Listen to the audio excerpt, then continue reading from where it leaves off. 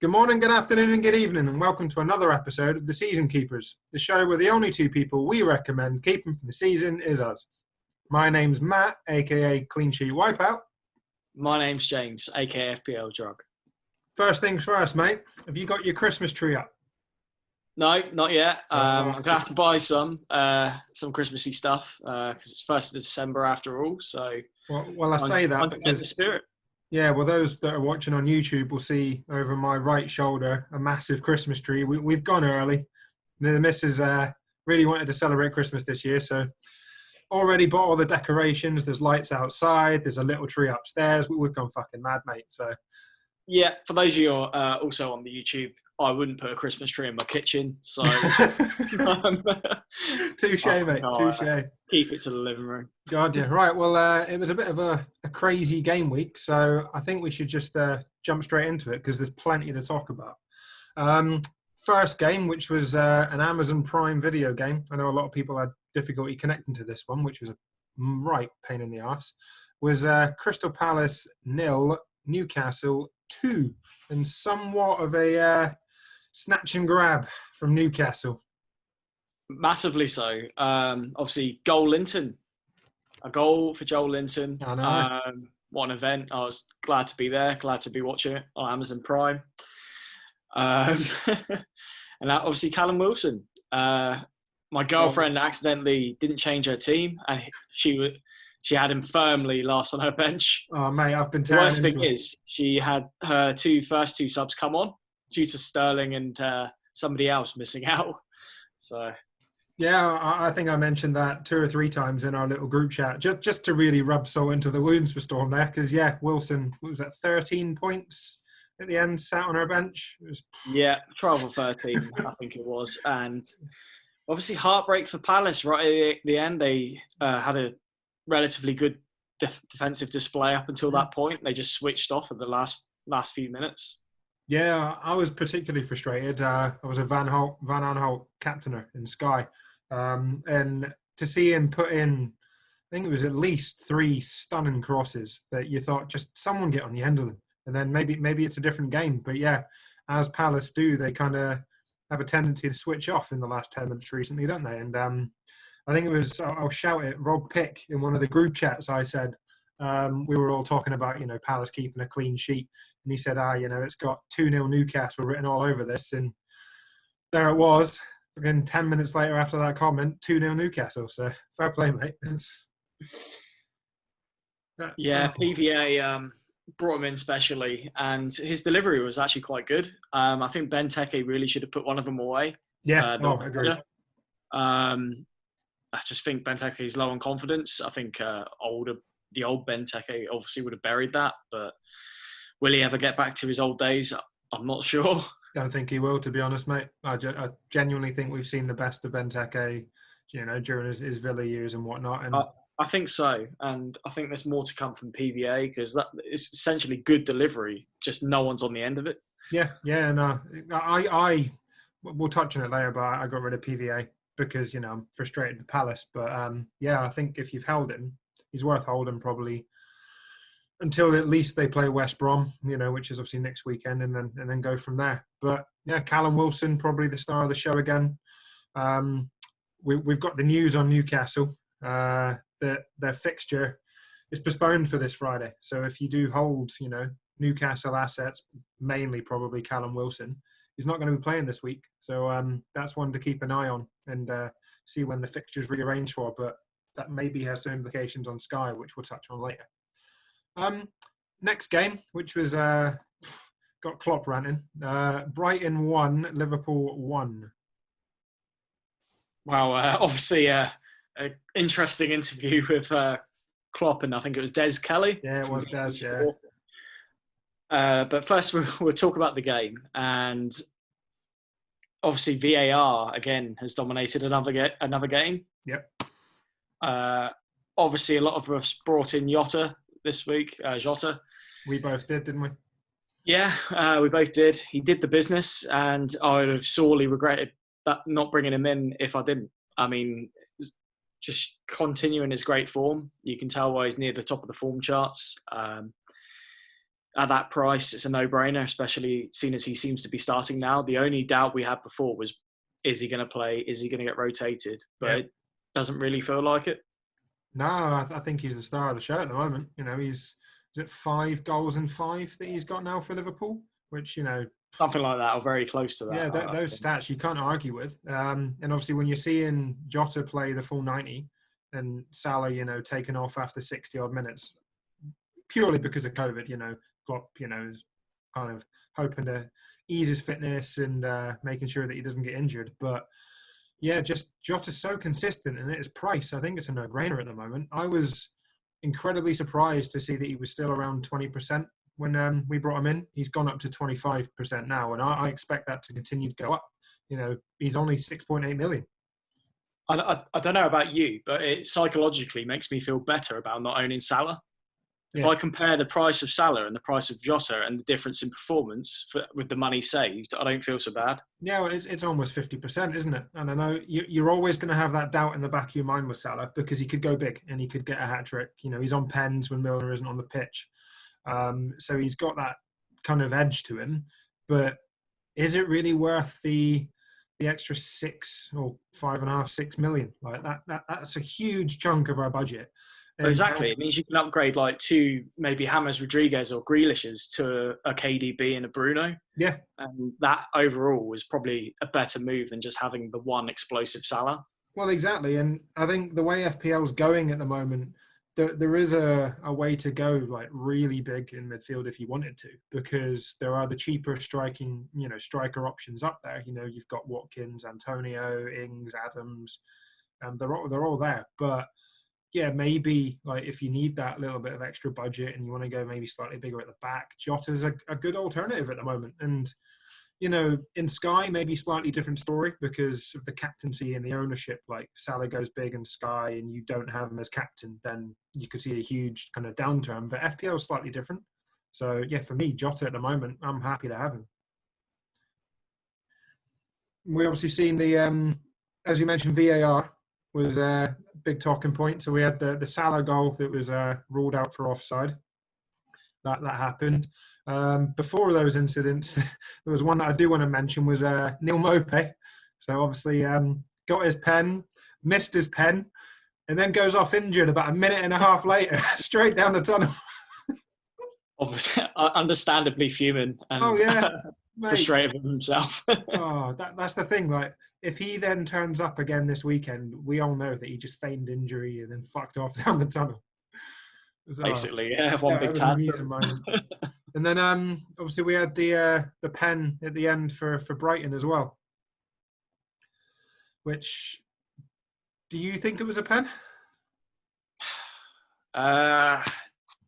Debatable, isn't it? Yeah. For me, given the way it's going this season, it's a penalty because there's contact. But Welbeck kind of has to go down in that situation to get it, which, you know, as a striker, you're going to. You feel the contact, you're going to go down. It kind of does twat his foot. Like, yeah. In my opinion, I'm more in the it was a penalty camp than it wasn't a penalty. But right, we've seen he was diving. It wasn't like Grealish the other night. Well, exactly. Yeah, that Grealish free kick yesterday was fucking hilarious. But it was only last night. It was. Yeah, I think we've seen pens given for less this season. So, you know, rightly so, in my opinion, we've got it. We then obviously had the Klopp rant at the end, and I think that one wasn't helped by the fact that they obviously conceded that late equaliser, so he's already in a mood.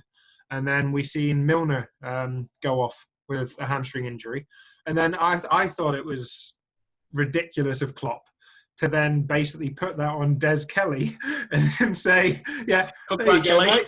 Congratulations, you've injured Milner." It's like, oh, what? Des Kelly ran on, snapped his legs, and then fucked off, did he? I bet Des Kelly wishes he had done. Now he's got the blame for it.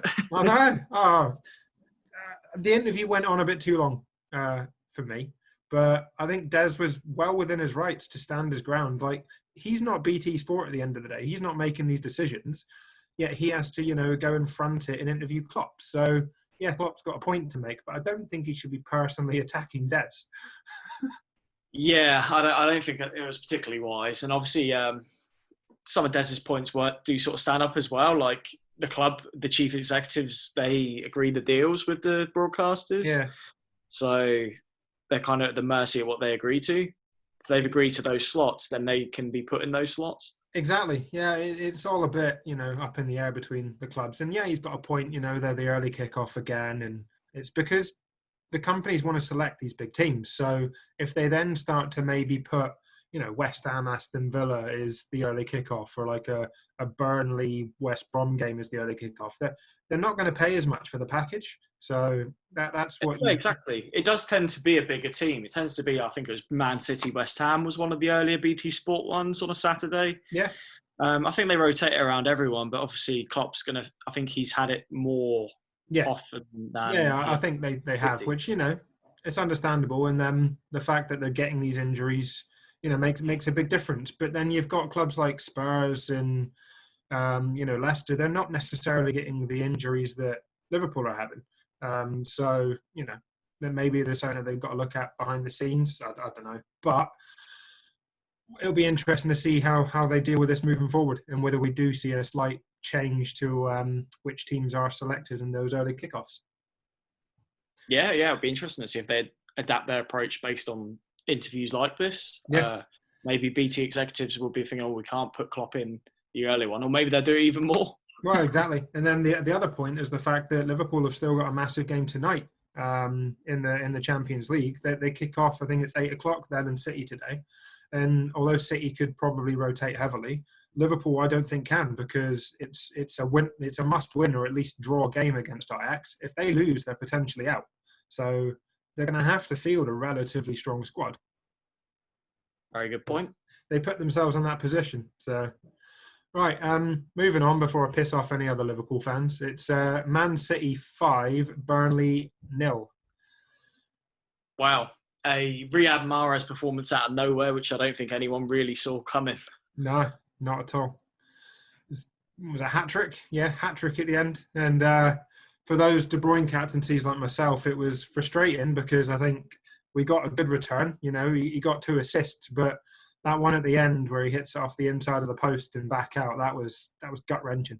That was a huge swing. You're talking he'll get, at least 2 bonus points and then, the goal. So that's a 14-point swing in FPL. And you're probably looking at least 16 points because he would have hit shots here in Sky. So massive, massive difference. But Man City could have had more. They obviously had the offside that, what was it, Peacock Farrell is the Burnley keeper. Felt sorry for him, but he throws it into his own net. I think it was twice he did it. So yeah, he's either got the foul on the first one and then offside on the second, but he didn't look the most confident of goalkeepers. Let's just say that. No, not on that goal anyway. But I think this may well have still happened with Pope in goal, to be honest. I think it has happened with Pope in goal as well. City have beaten Burnley 5-0 in previous seasons, or by a big margin at the very least. It's 4 in a row. I think it's 5-0 now.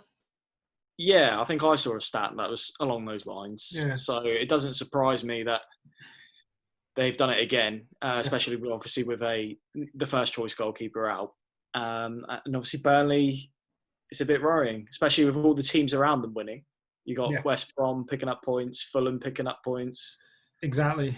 Yeah, it's tricky. And there was a few shocks in that City lineup as well. Obviously, it's becoming a common theme, but Foden didn't start again after a good performance in midweek. Came on and obviously got his assist. Sterling didn't appear at all, which was an interesting one. Obviously, Aguero potentially has a setback to his injury again. Are we starting to see the end of Aguero? That's maybe a question. Well, I think it hinges on his fitness.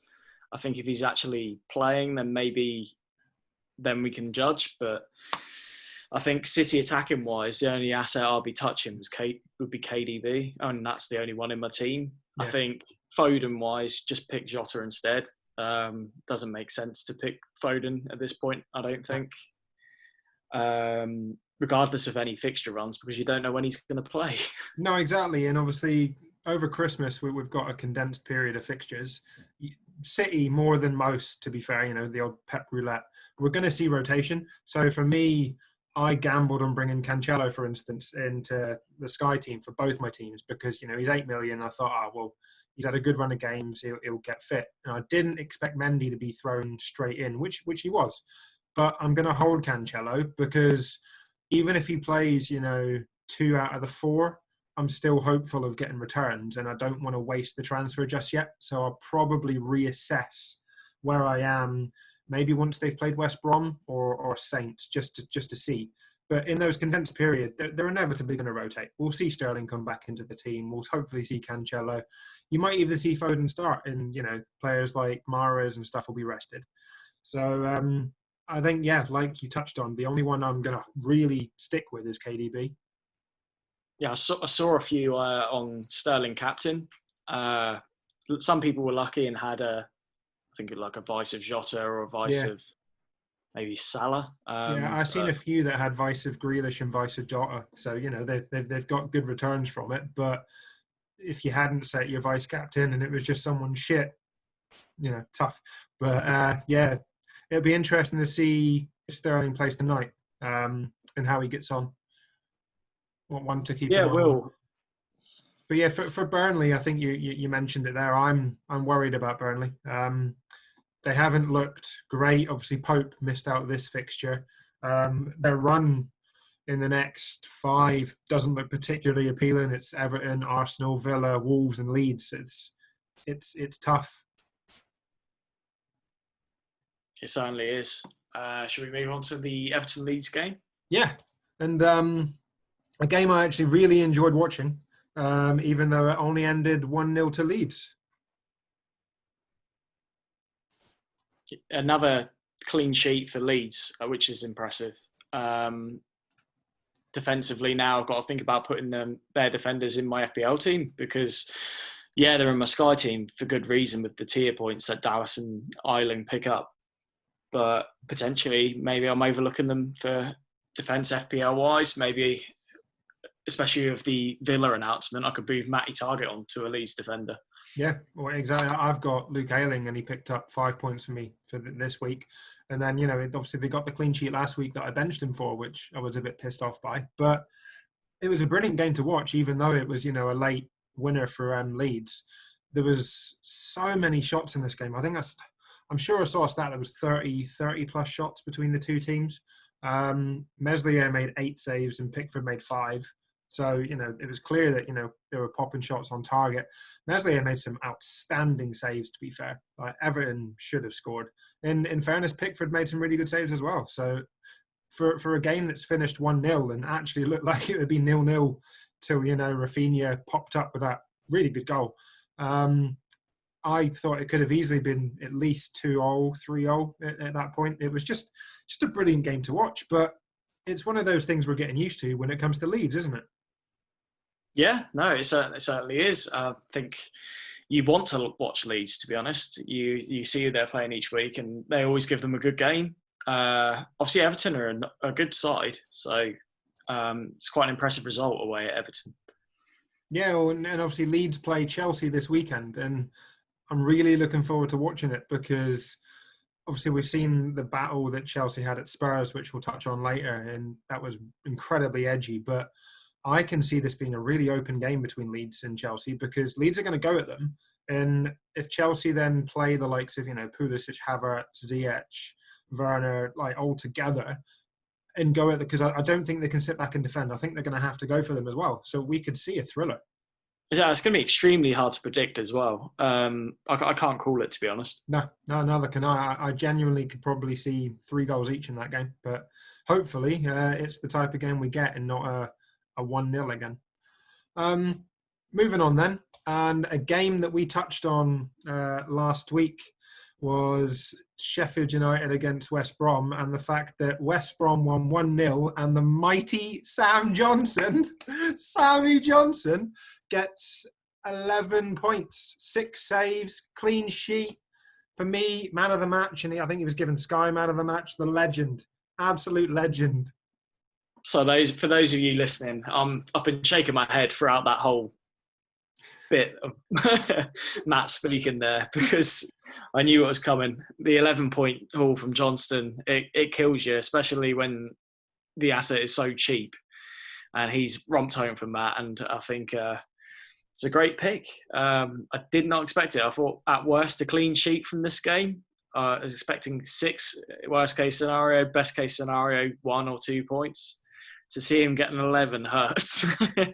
To be fair, it probably should have been 3 or 4 points. How Sheffield United didn't score in this game is beyond me. I know obviously they're struggling in front of goal. They've only scored 4 this season. But for instance, Mousse at the very end, just he puts it over from 3 yards out. And then they had other chances where, Johnson arguably makes really, really good saves, but they should still be scoring. Like Brewster missed a decent chance. Bergen missed a good opportunity. It's becoming a common theme for Sheffield United, and a really worrying one. Obviously, we touched on last week that they needed the 3 points in this game, given, the fixtures that they've got coming up. It's Leicester, Saints, United, Everton in their next 5. They're not easy games, and they're now kind of rooted at the bottom of the table, and you're a bit worried about them. And I really am, unless they find a way to solve their goal-scoring issues, they're in real trouble. Yeah, I'm certainly worried. I mean, we're saying it every week. And yeah, they really did need to win this game. If you're not going to beat West Brom and the teams in and around you, you're going to really struggle. I mean, granted, we'll mention later that I never saw Fulham beating Leicester coming. So maybe Sheffield United will have to pull out some of those sort of results out of the bag. And I think they will do. They need to. But it doesn't feel like it at the moment. No. It's just not working for them. I think the high of last season is gone now, and now they're in the cold light of this season, and they're bottom of the league. They've not won a game. They've only drawn 1 game in 10 games, and that's relegation form. That is, yeah. I mean, especially when you're unlucky like they were, with all those shots. Like when you feel like you're not getting the rubber green, it's that much harder. They've really got to try and pick themselves up. And if they're not on board with the manager or the formation, and people in the dressing room start questioning things, then it might just get worse. Yeah, no, that's the thing. Like, it's not like they're not creating chances. Watching this game, I was, kind of head in hands numerous times where I genuinely thought they had scored. And I thought, oh, well, there goes my West Brom clean sheet, And it's not one that I expected. So to get it was, a real bonus, and I did rub it in. But I'm sure I read that they had the highest XG of a team this weekend that failed to win.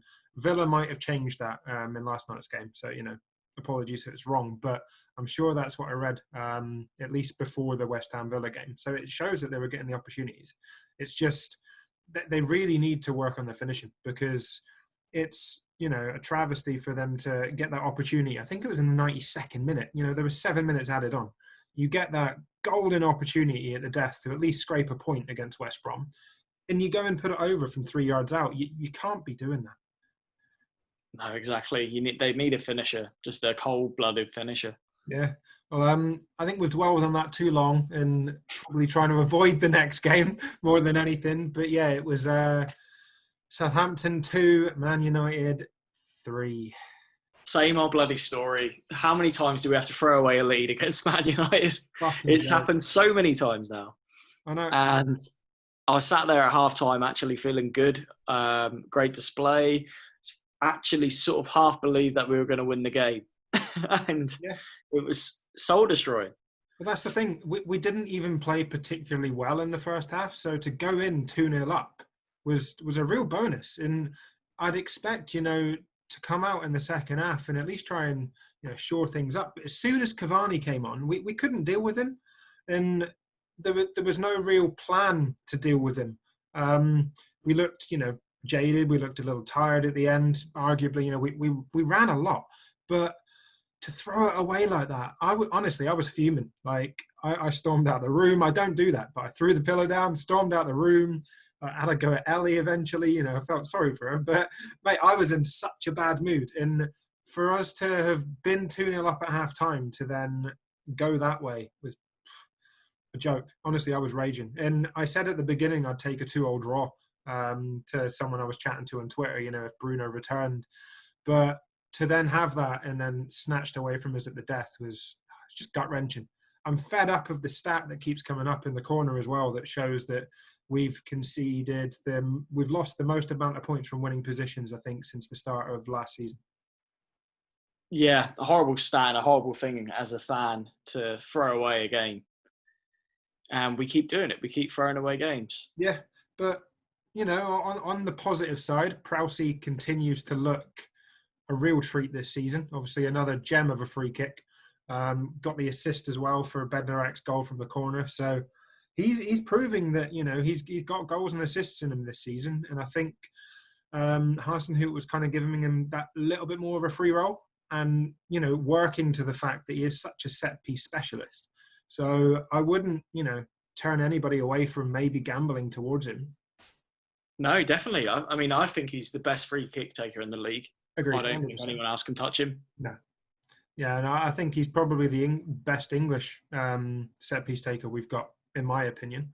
I still don't think he'd start for England because, one, of the way we set up, and two, there are better overall midfielders. But as a set-piece specialist, or if you want him to maybe change a game, then, yeah, there's no reason why you couldn't bring him on an England shirt. And I really hope he gets more caps. On the side of Man United, we obviously seen Bruno doing what Bruno does best, got a goal and an assist in this game. Seems to be the real driving force for Man United, and I think that's becoming a common theme, really, isn't it? It certainly is. I'm saying to myself that I'm over the rough patch now. These are his good fixtures, and now hopefully the blanks or lesser returns are coming. So I'm going to stay firm and see how it goes for the next couple of weeks. Yeah, but, you keep down yourself that, mate. But yeah, agreed. But it's painful sitting and watching it happen, especially when I brought KDB in. Admittedly, he did turn up against Burnley, and it could have been more for KDB, and I wouldn't even cared what Bruno done. But yeah, I think the fixture run coming, KDB over Bruno will get more points. Yeah, but I've got both, mate, so it's fine. But yeah, I know. I'm worried that you've got Yeah, obviously we saw that, and we saw Cavani come on and then get 2 goals. The one thing I would mention, though, is he's now under investigation from the FA about a message that he put on a post from Instagram that... Oh, it's like Negro or something. Yeah, it's like Negretto. I'm not massively averse with the connotations of it. I know that the word itself isn't, or I don't believe that it's, offensive, but it's the context in which it's put.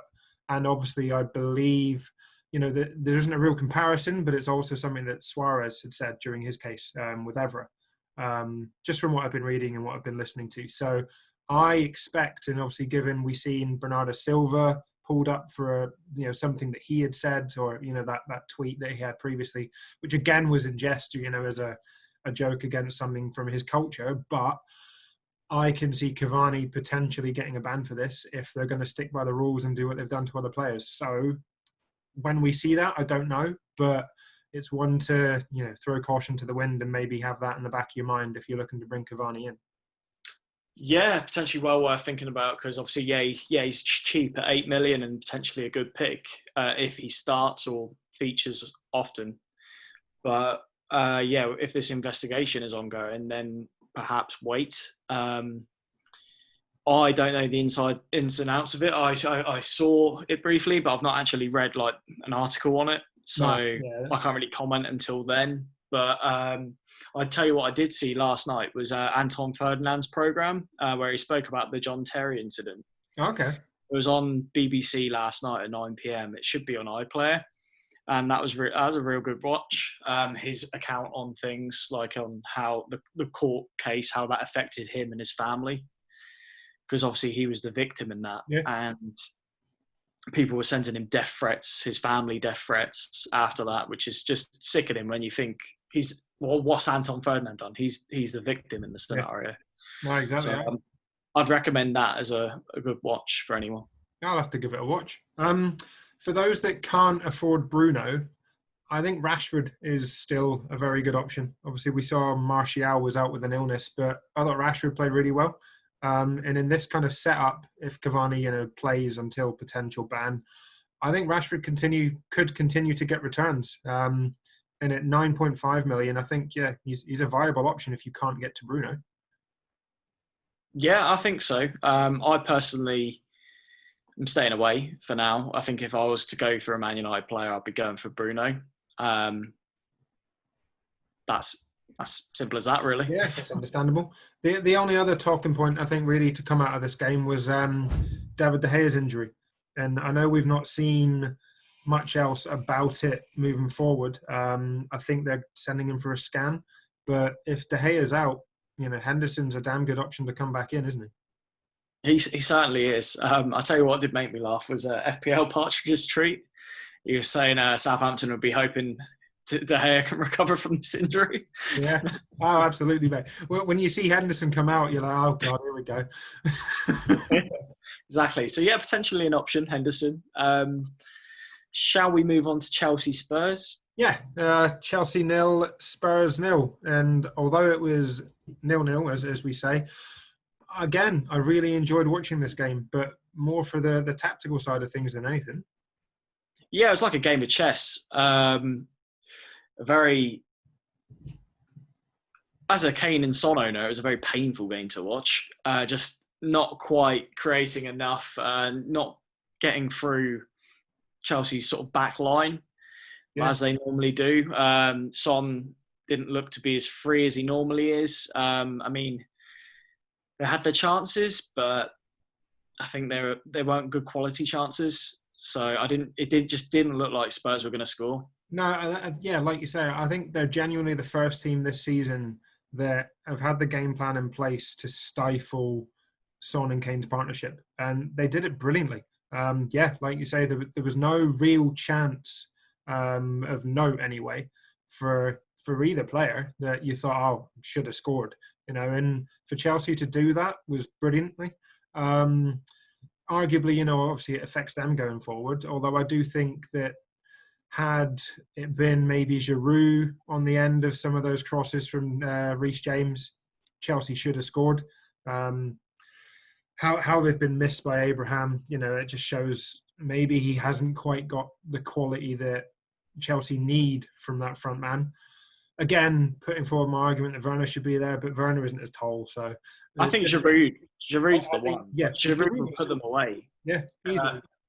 We know what he's like. He's done it countless times against us. He certainly does. He's clinical in the air.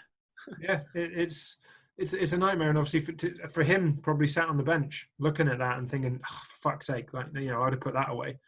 He then came on himself, and I think he missed a really good chance at the end, to be fair. But if you give him 3 chances rather than 1, he's going to put one away. So it might be worth keeping an eye on how that plays out. And obviously, bonus point-wise, we saw Chilwell pick up bonus again, as well as his clean sheet. So he just looks a real quality asset, both going forward and when Chelsea keep clean sheets. It's frustrating, is an honour of Chilwell, but at least we got some points for Zuma this time. Yeah, very true. It makes you regret not picking Chilwell over Zuma, but who knows? Zuma might get a return next game. Yeah, but I wouldn't, if you've got obviously Chelsea and Spurs assets, I think Chelsea play Leeds this weekend, Spurs play Arsenal. So if you've got them, to be fair, it's a hold, I think, for this weekend for those fixtures. I expect both teams to get attacking returns. All right, moving on to Arsenal 1, Wolves 2. And firstly, I think we obviously want to wish Raul Jimenez a recovery. Horrendous to see that one live. You heard it before you seen it. It was horrible, and you knew. I think I knew straight away that's something serious. And how they allowed David Luiz to carry on playing after that, given he's showing no physical side effects, but to have the force to have fractured Jimenez's skull, you'd expect concussion protocol and stuff to come in there, and it maybe needs to be pushed after this game because there's surely a real risk for David Luiz to carry on. I think so. I don't see how he's been allowed to continue there based on the force of the challenge. Yeah. I mean, it's not like that was his foot, that was his head against another head, literally fracturing Jimenez's skull. Yeah. So it's horrendous. There's certainly a risk there. Yeah, no, exactly. But hopefully Jimenez recovers. Obviously, we've seen recovery before in Petr Cech. That the worry is that it could could go down and could be the other way. But I really hope not, because he's a brilliant player and deserves to obviously get his game time back. But Wolves, by far the better team, in my opinion, against Arsenal. Podence, again, I took Podence out because, I'm fed up of him, and I brought in Jota, and Podence scores. But that's just FPL for you. But I think him and Neto, to be fair, can do the business. And I think it's Fabio Silva as well, can come in. So they're not short of attacking options, and obviously they've got Adama Traore. Arsenal just looked bereft of ideas going forward. They've relied on Gabriel to get their return. And I think it was Aubameyang had 8 touches in the first half or something stupid like that. Yeah, ridiculous. The system just isn't working. Like, he's not got getting the best out of Aubameyang. There you go, mate. And you need to work the team around Aubameyang, I think. Like, you can't have a player... He's like a kingpin of their team. Like, they need to run things through Aubameyang for the good of the team. If you're not getting results the way they're playing... No, exactly. Like, we get Aubameyang playing for one, and then let the rest follow. Yeah, because they've put Aubameyang through the middle, and originally we all thought, that's easily that will resolve all their issues. But it hasn't. It's obviously the way their mindset going into games and the way that they're setting up. It's trying to stifle the opposition, but it's not working because Wolves found ways through, and Wolves were dominant, and they're then not creating the chances to get back into games, and they're really going to have to solve that. Like, I've seen people online talking about Arteta, and he's the one that's got to go. I don't agree with that. I think Arteta is the man to change the philosophy at Arsenal, but I think he just has to ease a little bit in his thinking and maybe let go a little bit just to try and get some results.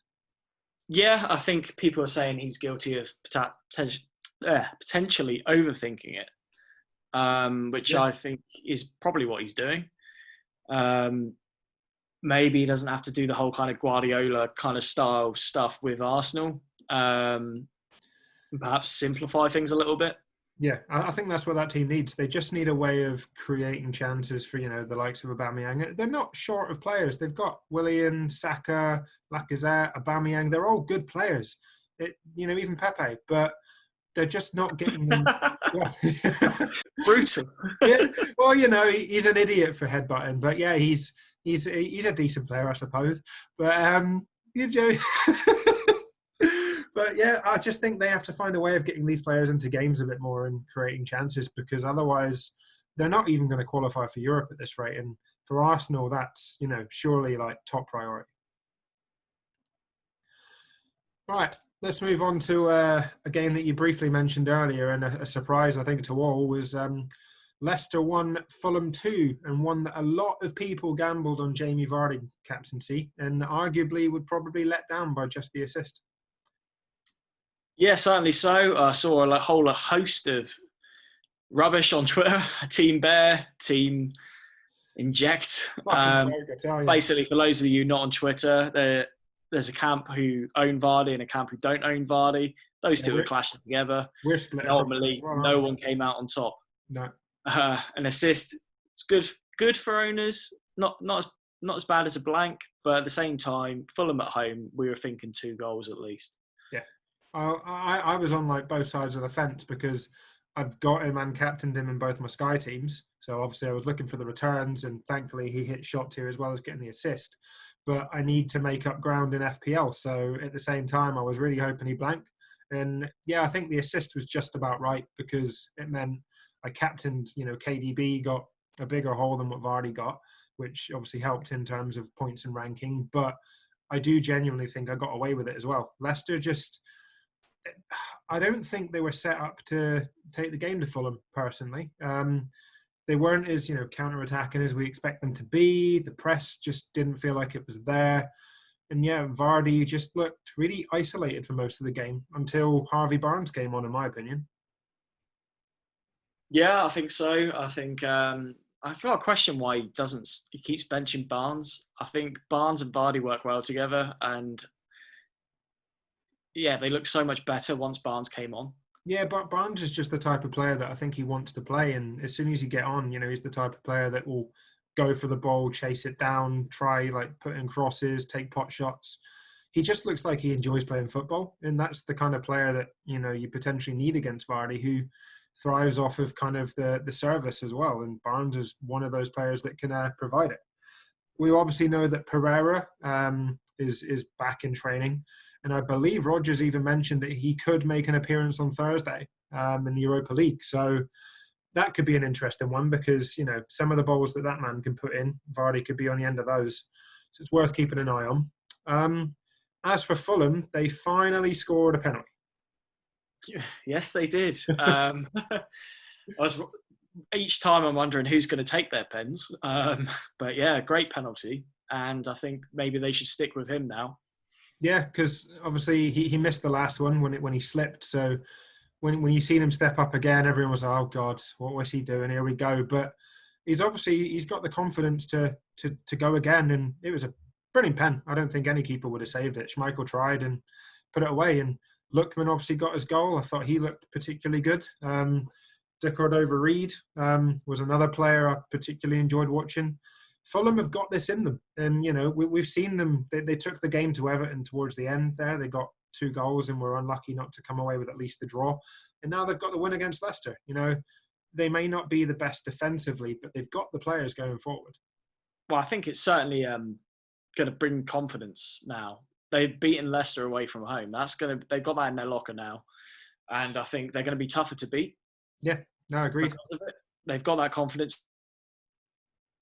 And big shout out to the guy firmly last on the bench, Andre, Frank, Zambo and Gisa. Got a second assist for the season, actually. And at 4.5, he's not a bad person to have.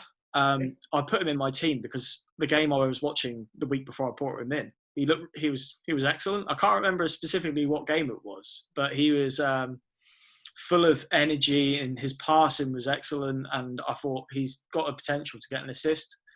And he's now got 2 in his locker. I mean, I'm not going to be playing him anytime soon, but it's not a bad person to have on your bench. Well, to be fair, depending on what moves you make, you might need him this weekend, mate. Obviously, we're about to come onto the game, West Ham, Aston Villa. And West Ham came out 2-1 in this one, but full of controversy again. Yeah, certainly so. Jack Grealish, what's he doing? Throwing himself to the floor. Not sure which knee he's hurt. Yeah, that was hilarious. That was a moment. I mean, it's technically a foul because he does get kicked, but he holds the other knee. Exactly. What the fuck are you doing? And then obviously we had Watkins missed his pen to start with. So Watkins owners were, aggrieved there. Villa created countless chances. Trezeguet again missed, a stunning opportunity. And then what we thought was an equaliser at the end for Watkins, and owners were jubilant. It's then ruled out by, the margin of an arm and the way that Watkins is leaning / being pushed at the same time. And it's bloody frustrating to see because we should not be having results determined by the margins that we're seeing for someone's sleeve. Like, I get VAR is there to highlight the fact that he is technically offside, but it's also highlighting the flaw in the rule then, surely. Oh, I think so. I mean, people said, we should bring back the daylight rule. I've said that myself. I saw that on Twitter this week. And we should. We should make it, whether it's a defined distance or what, but give a clear margin of error. I think there's no margin of error here. It's literally, even if it's a sleeve offside, a fly offside, it's frustrating because it's meaning that you can't lean your body into a position to move forward. And obviously you can't point. Bamford. Yeah, Bamford, exactly. That's what I was just about to say. You can't even point where you want the ball to play, let alone move your arm now. To be adjudged offside by that, he's not going to throw his arm at that. He's obviously gone with his foot. And I did see on Twitter, as you mentioned, there was also the thing, I think it's the Dutch rule in Eredivisie. The way that they use VAR is if the lines touch or cross over at all, then VAR doesn't rule on it. It's given. I think in this case, I did read a thread that there was a distance between the 2 lines. Not a lot, very limited to the naked eye. But there was a distance, so it still would have been ruled out. But it just, for me, it's not football. And IFAB need to really look at the rules, because offside should not be determined in that way, and it's killing the game. It's killing the enjoyment. Players are now coming out like Grealish. He's very vocal on Twitter about it, and I think other players are starting to feel exactly the same. Yeah, I think so. I think we're all losing patience with it, and I think it's only a matter of time. I reckon they'll change it at the end of the season, to be honest. Yeah, I bloody well hope so. Really do. Right, should we then move on to our FPL teams and run down how we did? Right, so as you can see, I'm on 55 points for the week, a smidgen over average, and relatively happy, but I expected more from my captain, to be honest. It's unfortunate, obviously, where you've got Vardy there, got your 10 points, but had you put that armband on De Bruyne, you've gained another 5 points there, so you'd be looking at 60.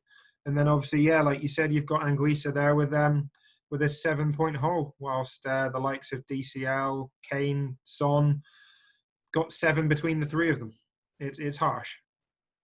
Yeah, it certainly is, but I think I've got a green arrow, so I'll take it and move on, to be honest. Yeah, can't complain. Where are you sat now in terms of OR? 587k at the moment. It's not bad. Not bad at all. Isn't too bad. I've been floating around. I've been getting a red arrow, green arrow, red arrow, green arrow. So hopefully I'll build some momentum in the next few weeks. And you're at 589 points. Just whilst we're on your team, obviously we've got the postponement of Aston Villa Newcastle, which has been confirmed before we podded. You've got 3 Villa players there. Now, we're yet to find out whether it gets rescheduled for midweek, but if it's not, are you planning to just bench all 3? Not all 3. So I'll bench Grealish. I'm not getting rid of Grealish. I don't think so anyway. But Target or Martinez, I was thinking of moving them on anyway, so I may have to move on. I think I'll probably move on Target, to be honest. Okay, yeah. We didn't touch on it, but he would have got the assist for the. I was going to mention that. So I don't know. It's I don't want to waste my transfer on a goalkeeper, but at the same time, maybe Target's a better option than Martinez. Well, yeah, I think arguably, Target's got the option of getting assists in his locker, whereas there are other goalkeepers around Martinez's price range that are getting clean sheets. So it might be worth looking at. Yeah, it's just the great fixture run. Even after the Newcastle game, they've got great fixtures. Exactly. I think a lot of people are going to be in a similar boat, though, mate. Whilst you're sharing your screen, do you want to touch on your Sky team? Yep. So first team got 85 points. Not a bad score. Bruno Fernandes captain and Vardy captain. Doing the business. PVA brought in specially, I think, for this week. Could have been more for PVA, to be honest. Yeah, it should have been. Yeah, decent performance for Team 1, but an even better performance for Team 2. The team that's already doing better, so it didn't need it, but glad to see. We've got 5 points for Ramsdale, 9 for Zuma, 7 for Dallas, 10 for Gabriel, 10 for Ward-Prowse, who are brought in this week for PVA in this team. KDB on 16, Barnes on 7, Grealish on 13. Kane letting the side down on 4. I think I had him as captain as well. So that could have been more. 14 for Vardy and 2 for DCL. Yeah, you've obviously got Zuma and Gabriel in that team, and they're just so consistent in their points. And then Prowse, like you said, you've brought him in, and he provides coverage for that Brighton-Southampton game that's now on the Monday night. So I think that was, a decent move, mate. Yeah, but I mean, I didn't even bring him in for this game. I mean, obviously I did to get the points, but I didn't expect too much from him, and he over-delivered. So now I've also got the captaincy for Brighton, Southampton that I didn't have. So that's really turned out well for me, and I'm up to 3.7k. So things are looking good for me. They are, How about yourself, Matt? Just shows that you can make up ground quite quickly in this game. Whilst we're on it then, I will jump on my FPL team. And I had a pretty good week, to be fair. I was very pleased with having 77 points for my team this week, which I will just show you now. There we go. So, right at the top of the tree there, see Sammy Johnston with his 11-point haul. And then I've got Zuma and Ayling obviously getting returns for me defensively.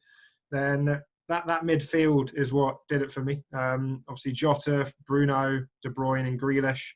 They got 49 points between them. So, can't complain about that. Whereas my solid strike force of Werner, Kane and Calvert-Lewin got 6 between the three of them. So that's just FPL all over, mate. I didn't expect to get 6 points between the three. Genuinely thought Werner or Calvert-Lewin, had a chance of getting returns, but obviously not. But even with those three blanking, I managed to get 77 points. So a game week rank of 32k. Saw me have a massive green arrow. I gained 1 million places this week. I went from 1.9 million to 900k, and I'm on 572. So I think now I'm only 17 points behind you. And then there's 500k between us. So it shows just how tight it is still. Certainly does. Shall we move on to your Sky team? Yeah. In Sky, although I think I had a good week, I was still a little bit disappointed given, you're seeing hundreds and you yourself got, 100 in your second team, which is your first team technically. But I got 94 points in my first team. My biggest mistake was bringing in Cancella, and it's one that I'm going to have to deal with. Had I gone with my instinct of going Kurt Zuma, I didn't because of potential fixtures and the fact I already had Werner. I would have gained, another, I think it was 7-8 points that he got. And even going Gabriel, although Arsenal are poor going forward, he's consistently hitting tiers, and he got another 10 points. So I could have easily hit 103, 104 points this week, but that's a mistake that I made. Got Dallas and DS though. They both, returned. A very solid midfield of KDB and Grealish and Fernandes, getting the returns, which was really good to see. All three, I captained all three. So that's where the points came from. And then obviously Vardy, DCL and Werner up top. That team is sitting just above 1k. And then my second team got 93 points, still in the cup. I think it got through in the cup by 7 points this week. So still gunning for it. Good stuff. Yeah, go for it. That got 93 points. And in this one, I do have Gabriel. But I've also got Robertson that I might look to move on potentially to free up some funds. I don't think he's the asset that I need him to be at the moment. So I might look elsewhere there. But yeah, again, it's the usual standard midfield, De Bruyne, Grealish, Bruno, and then Vardy and Heung-min Son up top. But Sky-wise, there's maybe something that we need to touch on with the Villa, because a lot of us have got Jack Grealish. Obviously, this week they're due to play on the Friday, which has now been postponed.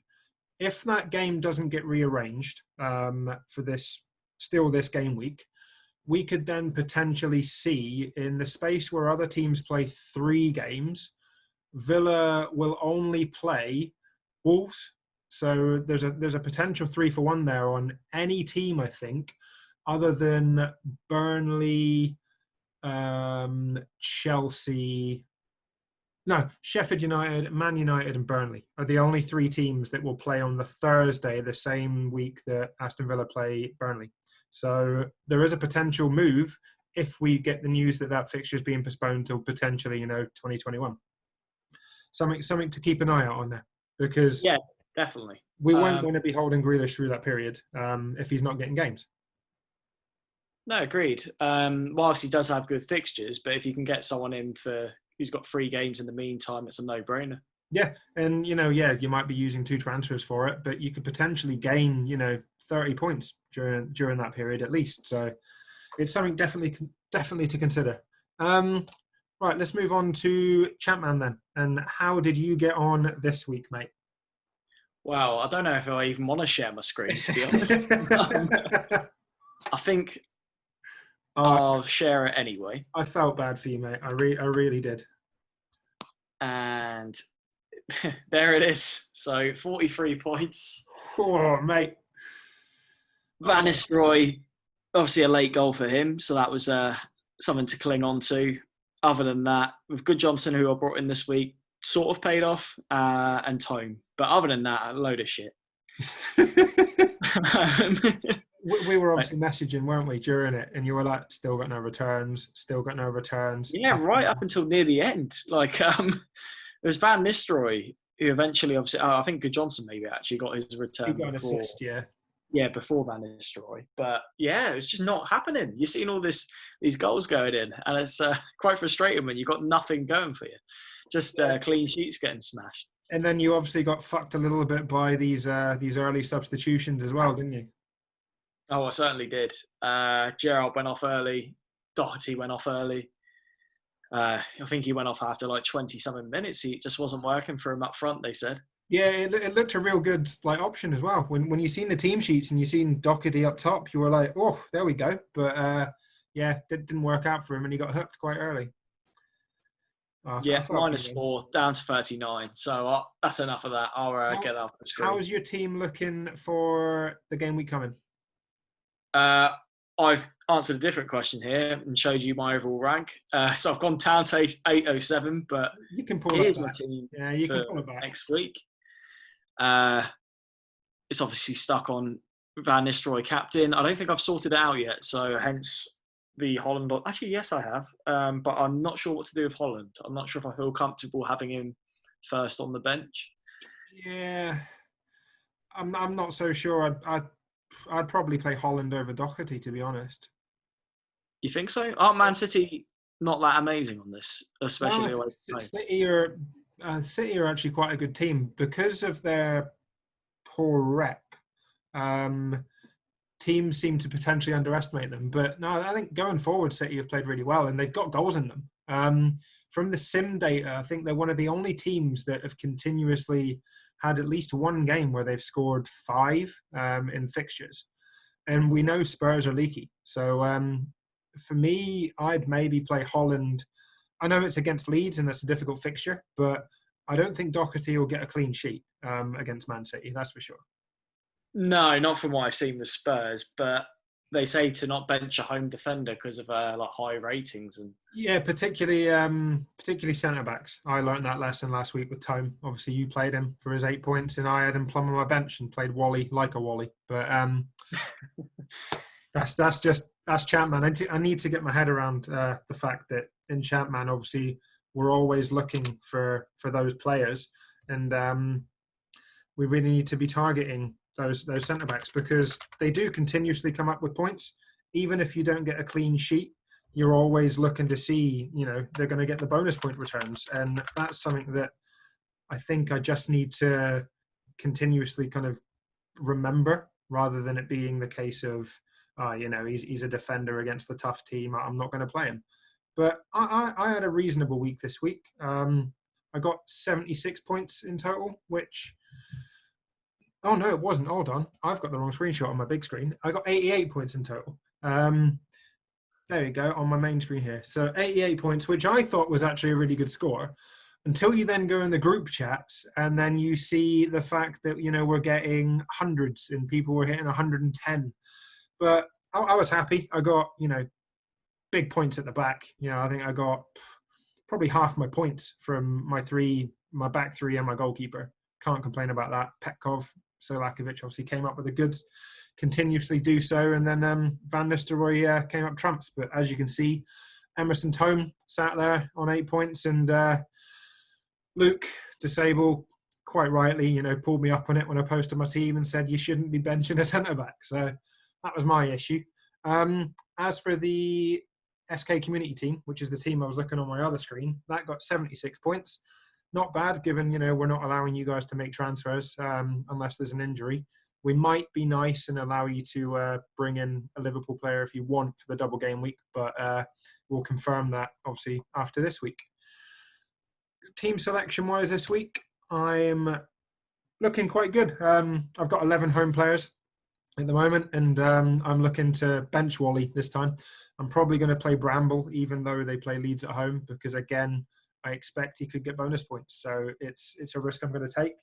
Other than that, we might touch on it during the questions, but I want to mention it now, and the possibility of wildcarding, because there's a real fixture swing coming up in Champman. And although I didn't really consider this to start with, the more I kind of talk amongst the community and the more I discuss things when the likes of Luke and Andy, and there's some top players in these groups, they've really highlighted the fact that there's some quite considerable fixture swings coming up. So obviously at the moment I'm on triple Middlesbrough. Their fixtures are dreadful after game week 4. So don't really want to be, looking at that.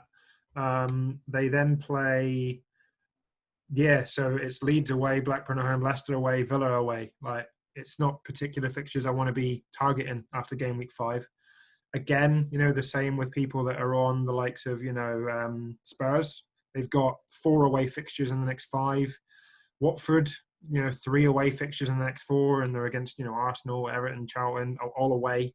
So I think there's some tricky ones, and it's something I might consider. How about you? Are you thinking of looking at these fixtures and wildcarding, or are you coming from a different approach, given you're quite new to the game?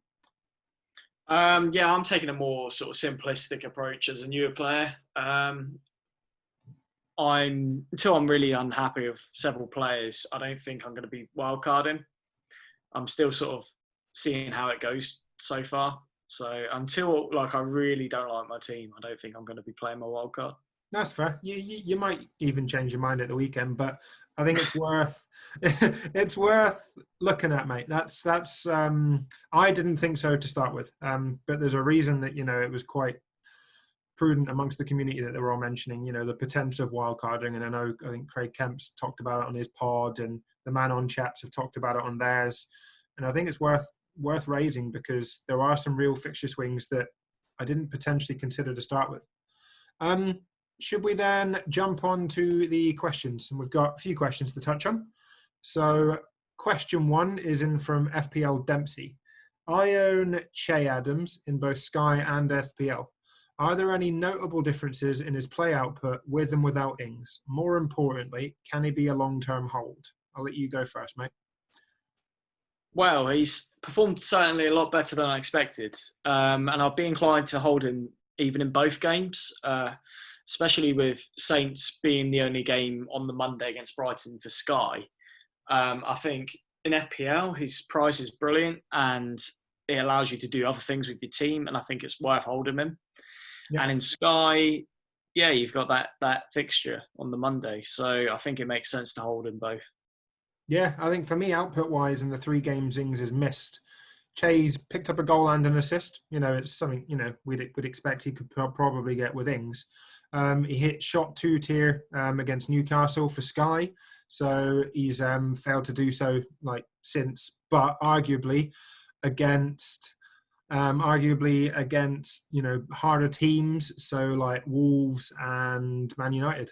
For me, I prefer him alongside Ings, as their partnership and understanding is greater than, say, his was Theo's, but it isn't necessarily a detriment to his output, in my opinion. Ings could be back for Brighton. Hassan Hootel mentioned it, so it's worth bearing in mind. But I think if you've got Che, I'd probably hold until maybe game week 17, when our fixtures term for more of a sustained period of time. We did have a question in from Rob Reed. It was about wildcards in game week 5, but I think we've probably mentioned that, in my opinion. So hopefully that helped, Rob, if you've listened to that. I'll move on to a question from Stian Denstad. It's still early, but it seems like it's more value in midfield and less up front this season. Is this just because of the price tweaks? I'd love to hear your ranking of the most valuable 7 million midfielders. I'm guessing, mate, that this is a Chatman question, because I think a couple of weeks ago you popped in with a Chatman question. So for me, I agree. Obviously, you've got the likes of Matt Jansen, Hamilton Rickard. I think they're quite good value up top. I'm probably looking to bring in Jansen, either on wildcard or not, for the double fixture. So I might be looking to go there. Particularly if you're looking for a way, around not having Viduka, Shearer, and you want more, solid midfielders at the 7 million price range that you say. So I think, there's real value. There has been for the first 3-4 game weeks. Obviously, we'll probably see it again this week. But Davies, Petkov, Arca, Zepeda, all top options around the 7 million. Just be conscious of what we've said there of the fixture swings, because the likes of Zepeda, Petkov and Davies, in my opinion, and across the community, I think they all turn for the worse. Yeah, for me, is it an Arca are the two that have got my attention so far. maybe those are the ones that I'd consider over Matty Holland at the moment. But if Matty Holland's got a good run of home fixtures, then you could equally put him in. Yeah, well mentioned about Is it? I completely forgot about him. But yeah, again, continuously coming up with returns. And I think he's on set pieces as well. So, if you've got him, he's a good solid pick. I think that probably pushes. We've gone on for quite some time there, mate, as we always do. But it's because we enjoy what we're talking about. And hopefully the listeners enjoy what we have to say. So good luck for the week, everybody. Obviously, we'll keep in mind what happens with the Aston Villa Newcastle game, whether it gets pushed to midweek. If not, probably something to consider for Sky at least. On that note, it's a bye from me And a goodbye from me.